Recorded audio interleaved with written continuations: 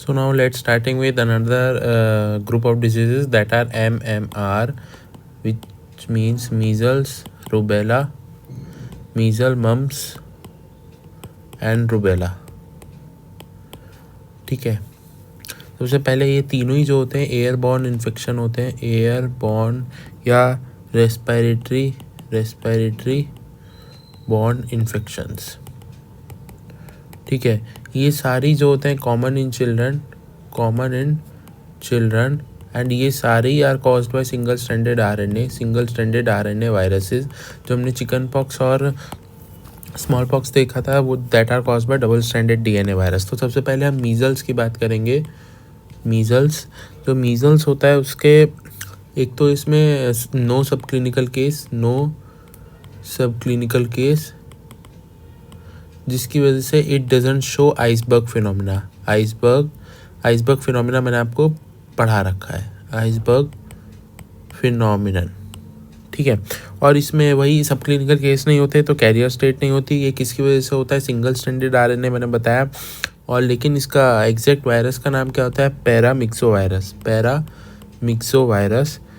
ठीक है, और इसकी पीरियड ऑफ कम्युनिकेबिलिटी इधर देखते हैं. पीरियड ऑफ कम्युनिकेबिलिटी होती है 4 days before rash, 4 days after rash. ये रैश है, रैश से 4 days, रैश के 4 days बाद तक. इसे इतना आप याद रख नहीं सकते, कोई भी याद नहीं रख सकता है.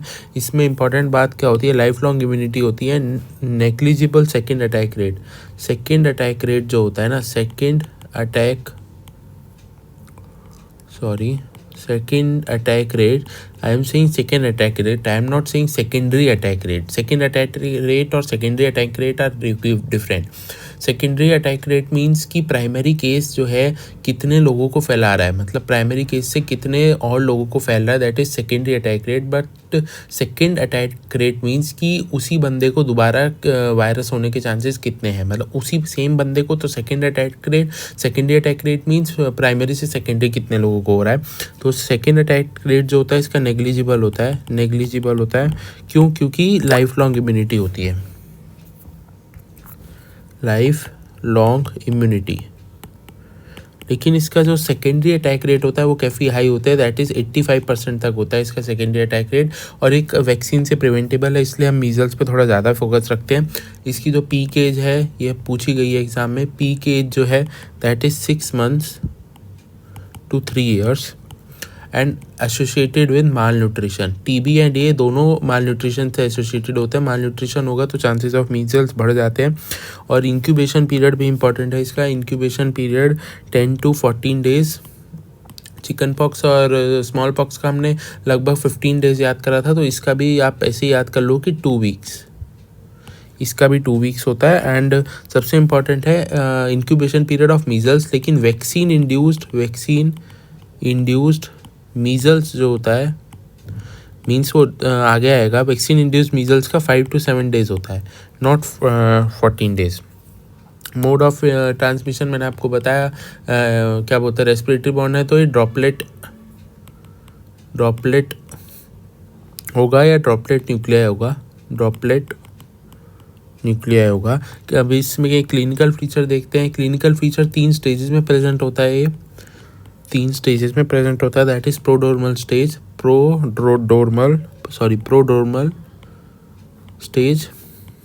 Eruptive stage and post measles stage. ठीक है, प्रोडोर्मल स्टेज में क्या होगा? बेसिकली फीवर होगा, उसको कोराइजा होगा, मतलब रनिंग नोज, फीवर, कोराइजा. लेकिन एक क्वेश्चन ये पूछा गया था कि most common associated feature in the prodromal stage apart from the fever and coryza is diarrhoea. ये काफ़ी इंपॉर्टेंट है, डायरिया को याद रखना. इरप्टिव स्टेज मीन्स इरप्शंस आएंगे, रैश आएंगे. लेकिन उससे पहले होता क्या है, यहाँ से यहाँ प्रोडोर्मल स्टेज से इरप्टिव स्टेज डालने से पहले आपका यहाँ पे 2 से 3 दिन पहले 2 to 3 days पहले कुछ एक स्पॉट्स होते हैं जो आपको पता होने चाहिए, दैट इज कॉप्लिक स्पॉट्स. सबको ये पता होता है Koplik spots are seen in measles, but actually Koplik spots are not the sign of eruptive stage. Koplik spots are sign of prodromal stage to eruptive stage, मतलब कि आदमी prodromal stage से eruptive stage में जा रहा है, 2 से 3 दिन बाद वो इरप्टिव स्टेज में चला जाएगा। That is the sign of the Koplik spots. हर मीजल्स के केस में कॉप्लिक स्पॉट्स नहीं मिलते, लेकिन अगर कॉप्लिक स्पॉट्स है तो आप मीजल्स सस्पेक्ट करिए, मीजल्स के चांसेस काफ़ी ज़्यादा होते हैं। और कॉप्लिक स्पॉट्स होते क्या हैं, ये होते हैं वाइट कलर स्पॉट्स होते हैं, दिख रहा होगा आपको वाइट कलर स्पॉट्स, वाइट, यहाँ पे मैं कॉप्लिक स्पॉट्स लिख देता हूँ, कॉप्लिक स्पॉट्स, ठीक है।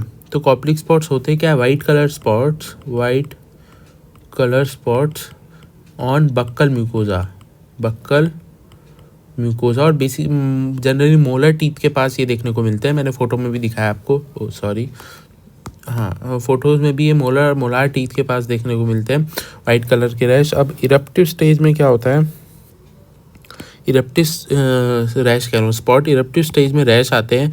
रैश जो होता है मैंने आपको बताया, जो मीजल्स का रैश है वो फेस से शुरू होता है, लेकिन बेसिकली ये ट्रंक पे ज़्यादा होता है। Measles and chickenpox are बड़ी डिजीज़, स्मॉल पॉक्स इज छोटी डिजीज़। छोटी डिजीज़ तो छोटी जगह मीन्स पाम, सोल्स, हैंड, इन पे ज़्यादा रैश होगा, ट्रंक पे नहीं होगा। Measles and chickenpox are बड़ी डिजीज़, तो बड़ी जगह पे रैश होगा, दैट इज़ ट्रंक पे रैश होगा।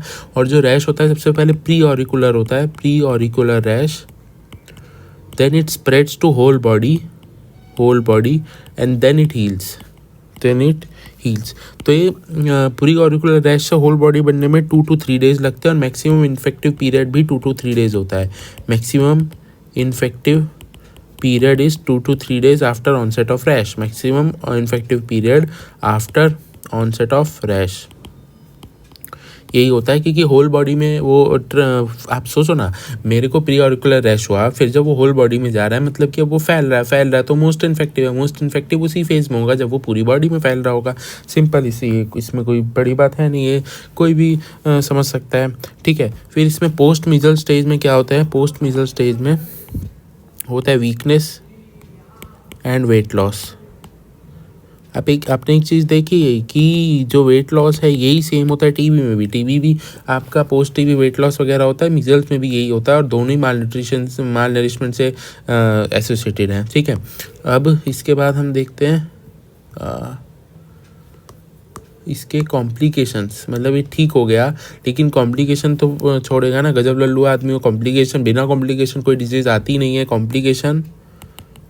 कॉम्प्लिकेशन ऑफ मीजल्स, ठीक है। अगर आपके पास कोई मीजल्स का बच्चा आता है तो आपको वो कॉप्लिक स्पॉट दिखाता है, तो कोई एक बोलेगा हाँ ये मीजल्स है, लेकिन कोई जो लल्लू होगा ये बोलेगा ये मीजल्स है, लेकिन जो दिमागदार होगा, जिसने वीडियो देखी होगी, वो बोलेगा कि नहीं ये मीजल्स तो है, लेकिन ये इरप्टिव स्टेज से 2-3 दिन पहले की स्टेज है। और अगर आपको प्री ऑरिकुलर रैश मिल रहा है और फिर वो टंग पे जा रहा है, तो इसका मतलब आप मीजल्स के केस से डील कर रहे हैं। और कॉम्प्लिकेशंस क्या हो सकते हैं ऐसे चिल्ड्रन में, ओटाइटिस मीडिया वेरी इंपॉर्टेंट है, ओटाइटिस मीडिया, और जबकि मोस्ट कॉमन होता है ओटाइटिस मीडिया। निमोनिया हमने चिकन पॉक्स में भी पढ़ा था, और एनसीफेलाइटिस भी हमने चिकन पॉक्स में पढ़ा था, यहाँ भी है एनसीफेलाइटिस। निमोनिया जो होता है ये मोस्ट सीवियर होता है, most severe complication, most deadly भी होता है, क्योंकि चाइल्ड में डेथ हो सकती है। और क्या हो सकता है इसमें, जो एनसीफेलाइटिस होता है उसको हम बोलते हैं SSPE, दैट इज सब एक्यूट स्क्लेरोजिंग पैन एनसीफेलाइटिस, मतलब कि सब एक्यूट है, एक्यूट नहीं है, मतलब थोड़े टाइम में इनिशिएट हो रहा है। स्क्लेरोसिस हो रही है। पैन एनसीफेलाइटिस मतलब सारे पैरेन्काइमा इन्वॉल्व है ब्रेन का, ठीक है। और उसके बाद हम कॉम्प्लिकेशंस देखेंगे। कॉम्प्लिकेशंस ये तो हमने मीजल्स के पढ़े, लेकिन कॉम्प्लिकेशंस इन प्रेगनेंसी, तो अगर प्रेगनेंसी में हो जाता है ये, तो चांसेस ऑफ एबॉर्शन बढ़ जाते हैं, चांसेस ऑफ एबॉर्शन।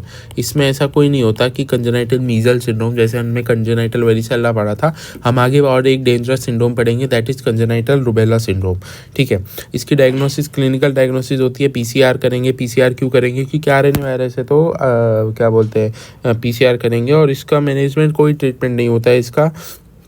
मीजल्स का देयर इज़ नो ट्रीटमेंट, पर हम विटामिन ए प्रोफाइलैक्सिस देते हैं, vitamin A prophylaxis given to all cases of measles. तो हम इसमें ये देखते हैं कि जो बच्चा है वो कितने ईयर्स का है, लेस देन 6 मंथ है, 6 to 9 मंथ है, या मोर 6 to 1 ईयर है, सॉरी 6 to 1 ईयर है, मोर देन 1 ईयर है, तो मतलब वही 1 to 2 ईयर है।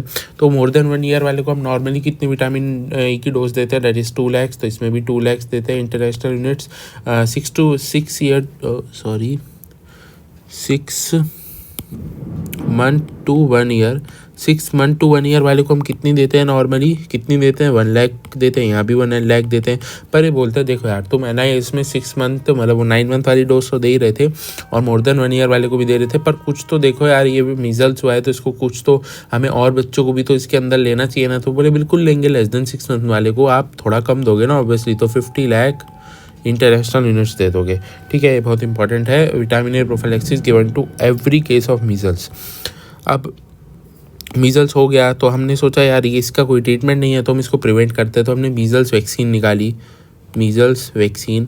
तो इस मीजल्स वैक्सीन के बारे में हमें कुछ चीज़ें जाननी है, दैट इज़ इसका स्ट्रेन होता है, स्ट्रेन कभी कभी पूछ लेता है, थोड़ा ऊट पटांग नाम है पर याद करना पड़ेगा, दैट इज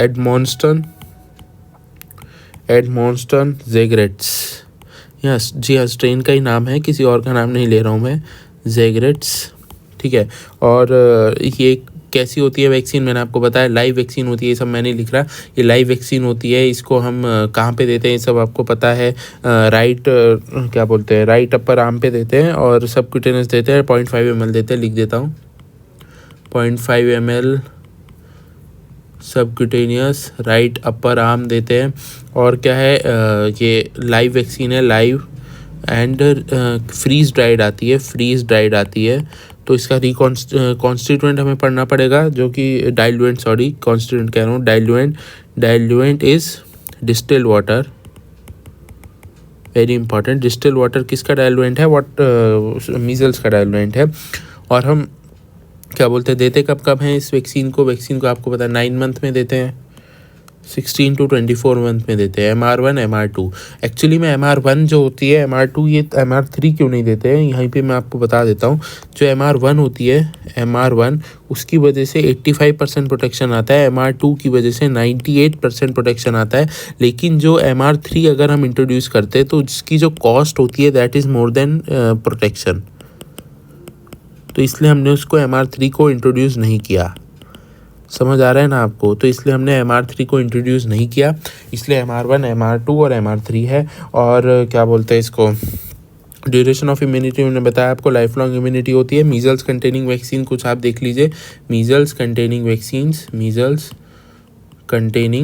वैक्सीन हम MR बोलते रहते हैं, पर एक्चुअली और भी वैक्सीन होती हैं जिसमें कि मीजल्स का कंपोनेंट होता है। सबसे पहले तो MR है आपका, दूसरा होता है MMR, मीजल्स मम्स रुबेला, तीसरी होती है बस यही दो होती हैं, सॉरी तीसरी नहीं, MR MMR, ठीक है, या मीजल्स वैक्सीन यही होती हैं। इसमें क्या होता है, अब आपने मतलब हम MR ज़्यादा देते हैं, आप ये सवाल पूछ सकते हो कि मम्स की वैक्सीन क्यों नहीं देते, मीजल्स और रुबेला की क्यों देते हैं, मैं आपको ये रुबेला में बताऊंगा, काफ़ी अच्छा क्वेश्चन है। ठीक है, और इसमें एक इम्पॉर्टेंट चीज़ आती है कि हीट सेंसिटिव होती है, heat sensitive and light sensitive. और कौन सी वैक्सीन होती है, heat sensitive and light sensitive, BCG vaccine होती है। Reconstituted BCG is the most heat sensitive vaccine, और ये लाइट सेंसिटिव होती है, इसलिए इसको एम्बर कलर वायल में देते हैं इसको। और it should be kept at, मतलब इट शुड भी नहीं, अगर इसको रूम टेम्परेचर पे रखा तो 1 आवर के अंदर ये ख़राब हो जाती है। रूम टेम्परेचर पे रखने के बाद 1 आवर में खल्लास हो जाती है, ठीक है, तो इसलिए 2 to 8 डिग्री C पे रखना है। और आपको याद हो MR और BCG वही होती हैं जो आइस पैक के होल में रखी जाती है, ठीक है, ये सब मैंने आपको बताया। और ये ओपन वायल पॉलिसी फॉलो नहीं करती, अगर इसको रिकॉन्स्टिट्यूट कर दिया after reconstitution, BCG and MR don't follow open vial policy after reconstitution, it should be used within 4 hours,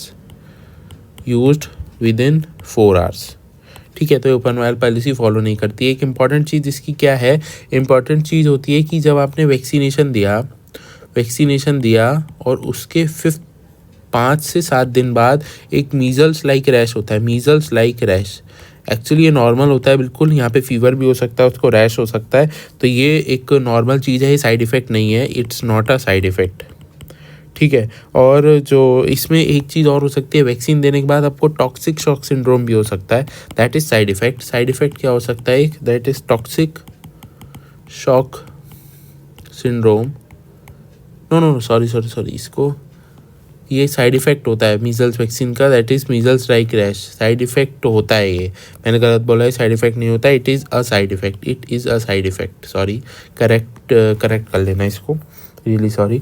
तो टॉक्सिक शॉक सिंड्रोम भी ये साइड इफ़ेक्ट होता है, एक्चुअली में साइड इफ़ेक्ट ये एडवर्स इफ़ेक्ट होता है, इसको और करेक्टली बोलूँ तो साइड इफ़ेक्ट ये होता है और adverse, this is a side effect. Now you will see adverse effect. Side effect means ये तो होना ही है, ठीक है, मतलब ये तो होता ही है जनरली। एडवर्स इफेक्ट मीन्स ये जनरली नहीं होता है, कुछ हमने प्रॉब्लम की है तब हुआ है। हमने क्या प्रॉब्लम की है? कंटैमिनेटेड वैक्सीन की वजह से होता है, कंटैमिनेटेड वैक्सीन की वजह से होता है। This is the adverse effect, this is not the side effect, that is toxic shock syndrome, sorry toxic shock, ये हम टॉक्सिक शॉक सिंड्रोम के बारे में बात कर रहे हैं, जो कि एक एडवर्स इफेक्ट है which occur due to contaminated vaccine. तो मीजल्स वैक्सीन ना कुछ रूल ऑफ 4 फॉलो करती है। रूल ऑफ 4 क्या होता है मीजल्स वैक्सीन में? पहला रूल क्या होता है कि अगर आपने मीजल्स वैक्सीन ली है, MR लिया है, उसके 4 वीक्स तक प्रेगनेंसी को डिले करना है, ठीक है। तो ये 4 वीक, उसके बाद प्रेगनेंसी होनी चाहिए।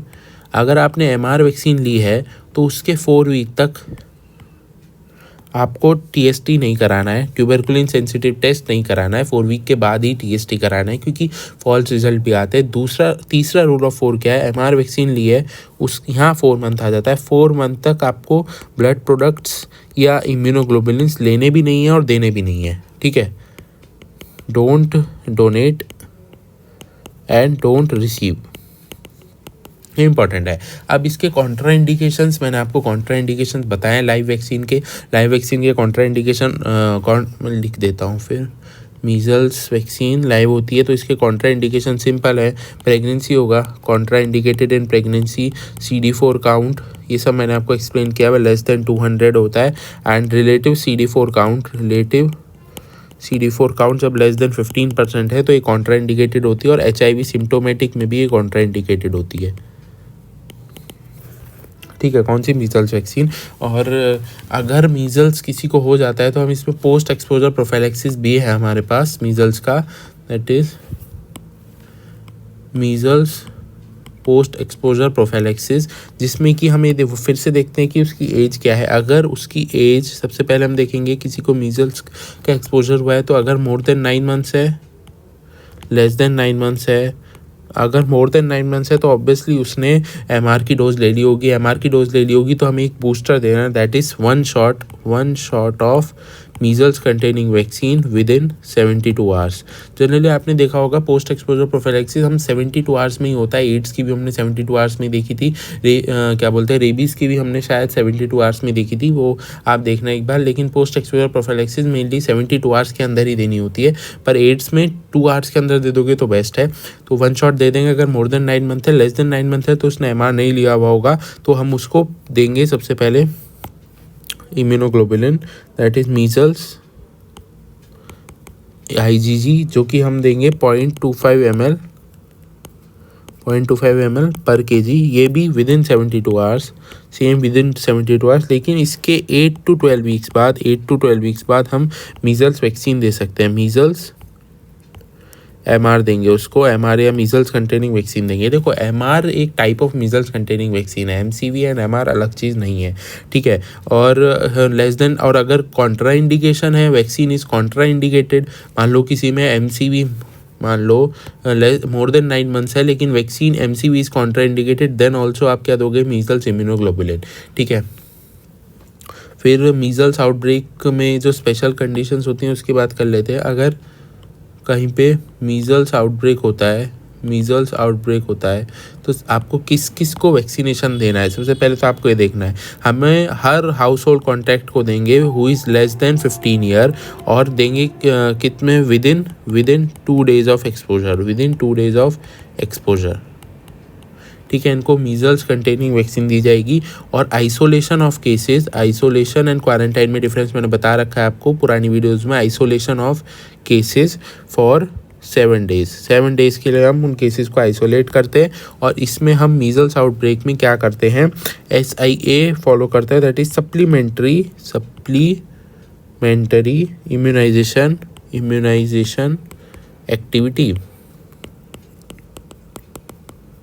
ठीक है, इसमें हम क्या करते हैं, supplementary immunisation activity, that is एक एडिशनल डोज दे देते हैं मीजल्स MR की, जिसको हम बोलते हैं MR या MCV 0 मीन्स एडेड डोज। मैंने आपको बताया था birth dose and 0 dose are different. Birth dose हम हैप बी में ही यूज़ करते हैं क्योंकि सिर्फ उसको बर्थ में लगाना है।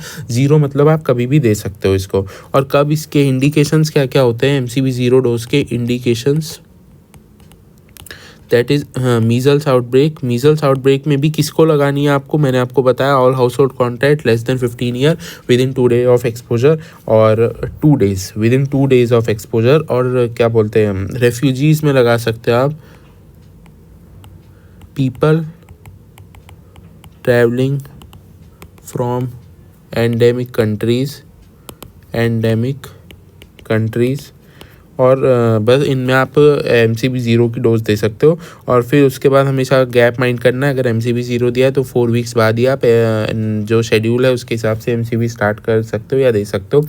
ये बहुत इंपॉर्टेंट है कि gap maintain the 4 week gap, because ये लाइव वैक्सीन है तो आपको गैप मेंटेन करना चाहिए। अब हम सेकेंड डिजीज़ पे आ जाते हैं, दैट इज़ हमारा मम्स। ये तो मम्स छोटा सा ही है, मम्स, ठीक है। तो ये भी सिंगल स्ट्रैंडेड RNA वायरस से होता है। और ये किस वायरस से होता है, दैट इज मिक्सोवायरस पैरोटिडाइटिस,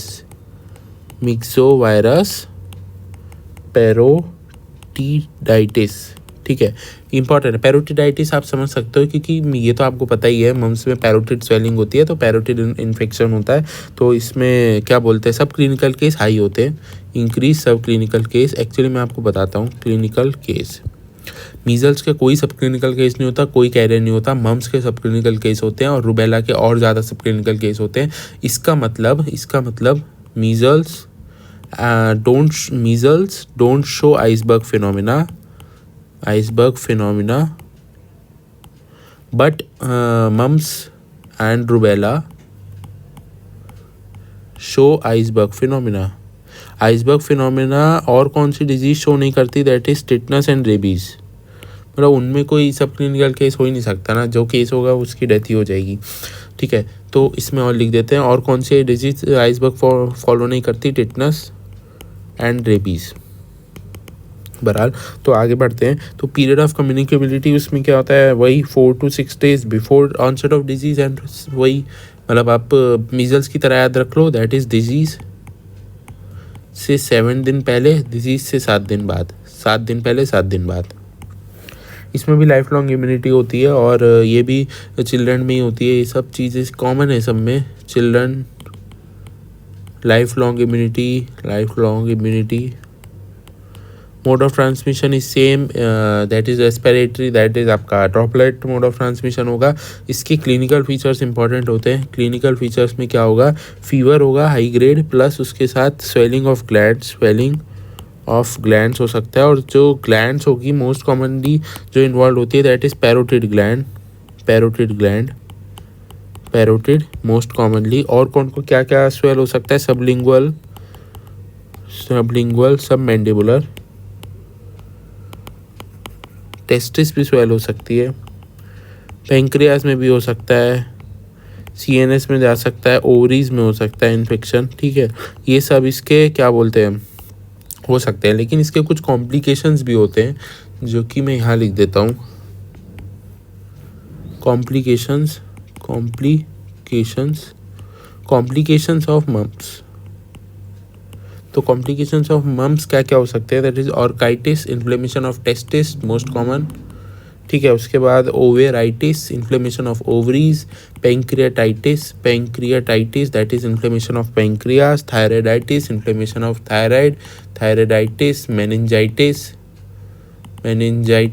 एंड एनसीफलाइटिस। एक चीज़ आपने नोटिस की, encephalitis, meningitis, CNS involvement measles में भी था, सीएनएस इन्वॉल्वमेंट चिकन पॉक्स में भी था एज अ कॉम्प्लिकेशन।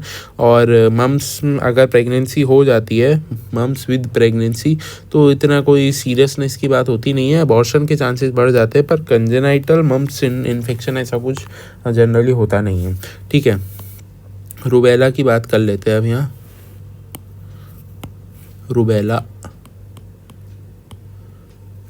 ठीक है, तो रूबेला जो होता है ये शॉर्ट लास्टिंग डिजीज़ होती है, short lasting disease 3 to 4 days तक ही होती है बस ये। ठीक है, और रूबेला में और क्या होता है, ये इसका डिज़ास्टर के आपको एक चीज़ जाननी है, that is congenital rubella syndrome. ठीक है, रूबेला होता किसकी वजह से, that is toga virus which is also a single stranded RNA virus. तो इसका डायग्नोसिस भी पीसीआर की से ही होगा। मैंने आपको बताया था रूबेला के सब क्लिनिकल केसेस हाई होते हैं, तो ये आइसबर्ग फिनोमिना शो करेगी हाई सब क्लिनिकल केसेस। सो शो आइसबर्ग फिनोमिनन। ठीक है, पीरियड ऑफ कम्युनिकेबिलिटी सेम होता है इनका, period of communicability same, that is rash से 7 दिन पहले और 7 दिन बाद। तो एक चीज़ देखी, इसका भी वही है, मीजल्स का भी वही है, रैश से बस मीजल्स का 4 दिन है, इन दोनों का 7 दिन है, करेक्ट कर लेना इसको, मीजल्स का 4 दिन है, मम्स और रूबेला का 7 दिन है, 7 दिन। ठीक है, रैश से पहले, रैश के बाद 7 दिन। ठीक है, फिर इसके बाद आता है क्या बोलते हैं, हाँ, इसकी भी लाइफ लॉन्ग इम्यूनिटी होती है, इसकी भी लाइफ लॉन्ग इम्यूनिटी। अब इम्पॉर्टेंट चीज़ क्या है ना, डेवलप्ड कंट्रीज़ में इसकी जो मोस्ट कॉमन एज है, किस एज में ज़्यादा होता है, मोर देन 14 ईयर्स में, लेकिन डेवलपिंग कंट्रीज़ में ये 3 to 10 ईयर्स में होता है। अब यही एक रीज़न है हम किसकी तरफ मूव कर रहे हैं, डेवलपिंग टू डेवलप्ड कंट्री। ठीक है, डेवलपिंग टू डेवलप्ड, तो डेवलप्ड कंट्री में मोर देन 14 ईयर्स में है, तो हमें मोर देन 14 ईयर्स वालों को प्रोटेक्ट करना है। क्यों प्रोटेक्ट करना है, specially women of reproductive age को, because there is a high risk of congenital rubella syndrome, and congenital rubella syndrome काफ़ी ड्रास्टिक होता है कंजेनाइटल वेरिसेला सिंड्रोम की तरह, इसलिए हम प्रिवेंट करना चाहते हैं कंजेनाइटल रूबेला सिंड्रोम को, इसलिए हम क्या बोलते हैं MR लाए हैं, MMR वैक्सीन नहीं देते हैं। मम्स का इतना कुछ नहीं है, लेकिन रूबेला का बहुत है, रूबेला का काफ़ी इंपॉर्टेंट होता है। ठीक है, मोड ऑफ ट्रांसमिशन वही है, same droplet mode of transmission होता है इसका। और इसको ना एक और मुझे अभी याद है, इसको एक और देते हैं 3 डे सिकनेस भी बोलते हैं। और इसके क्लिनिकल फीचर्स जो होते हैं, एक्चुअली इसके क्लिनिकल फीचर्स ऐसा होता है कि लोगों को हो जाता है रूबेला और पता भी नहीं चलता। तो वही prodromal stage, lymphadenopathy stage and rash. तो प्रोड्रोमल स्टेज में उसको फीवर होगा, कोराइजा होगा, सेम फीवर कोराइजा। लेकिन यहाँ लिम्फेडिनोपैथी इंपॉर्टेंट है, इसमें post auricular lymphadenopathy and cervical lymphadenopathy, लेकिन जनरली पेशेंट इसके लिए आता नहीं है क्योंकि वो पेनफुल होते नहीं है, और इसलिए वो पेशेंट्स को पता नहीं चलता और वो हो भी जाता है। ठीक है, लेकिन रैश जो होता है वो हो भी सकता है प्रेजेंट, और इतना मतलब वो नहीं है, वही मीजल्स की तरह फेस से स्टार्ट होता है एंड मूव्स डाउनवर्ड्स। ठीक है, इतना इम्पोर्टेंट है नहीं, लेकिन इसमें क्या बोलते हैं वो, हम इसमें टेस्टिंग कैसे करते हैं, दैट इज़ इम्पॉर्टेंट। डायग्नोसिस आप एलाइजा से भी कर सकते हो, एलाइजा PCR से तो कर ही सकते हो, लेकिन एलाइजा में आप इसमें क्या टेस्ट करोगे, इसमें हम IgG टेस्ट कर सकते हैं या IgM टेस्ट कर सकते हैं। लेकिन जो IgM है, IgM is tested in pregnant female, क्योंकि IgG जो होता है वो इट कैन से ऑफ पुराना इन्फेक्शन, लेकिन IgM बताएगा कि हाँ इस बार का इन्फेक्शन है, टेल्स रीसेंट एक्सपोजर, मतलब बताएगा कि अभी का एक्सपोजर है, और also done in tested in infants में क्यों? इन्फेंट्स में क्योंकि कई बार IgG mothers IgG can be detected, तो इसलिए IgM हम करेंगे। अब हम ये बोल रहे हैं हमें rubella congenital rubella syndrome actually में होता है क्या? Congenital rubella syndrome there is a triad, ये कौन सा ट्रायड बन गया? हाँ, देयर इज अ ट्रायड। क्या क्या ट्रायड होता है इसमें? कैटरैक्ट होता है, congenital cataract, sensory neuronal hearing loss होता है बेबी को, एंड कार्डियक डिफेक्ट्स होते हैं। कार्डियक डिफेक्ट्स, आँख भी गई, उसका कान भी गया, और उसका हार्ट भी गया, सब कुछ गया। और क्या बोलते हैं, इसमें रूबेला वैक्सीन भी देते हैं हम, उसी के साथ मीजल्स के साथ देते हैं रूबेला वैक्सीन। और ये चीज़ याद रखनी है हमें कि जो MR वैक्सीन में measles virus and rubella virus जो होते हैं, इन MR vaccine measles and rubella virus should be more than 1000 CCID50. CCID50 क्या होता है? That is CCID50 cell culture infective dose, मतलब कि हम उसको सेल कल्चर करेंगे ऑब्वियसली वायरस को, तो ये CCID50 डिनोट करता है कि amount of virus required to cause cytopathic effects. पहले लिख देता हूँ फिर समझाता हूँ। Amount of virus required to cause cytopathic effects in 50% of inoculated cell culture. समझाता हूँ।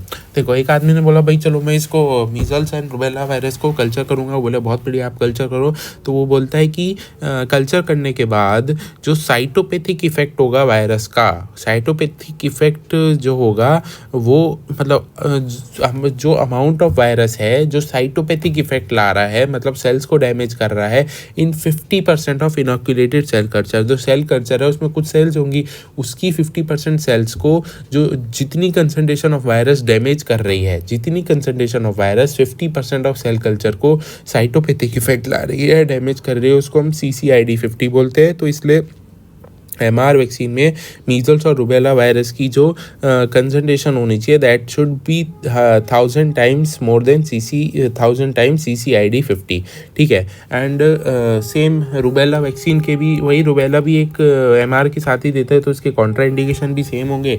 लेकिन इसमें इंपॉर्टेंट चीज़ यह आ जाती है कि रूबेला आउटब्रेक जब होता है तो रूबेला आउटब्रेक में वैक्सीनेशन हम कैसे करते हैं? तो सबसे पहले प्रायोरिटी सबसे पहले मैंने बोला डेवलप्ड कंट्रीज़ में मोर देन 14 ईयर्स की में सबसे ज़्यादा कॉमन होता है रूबेला।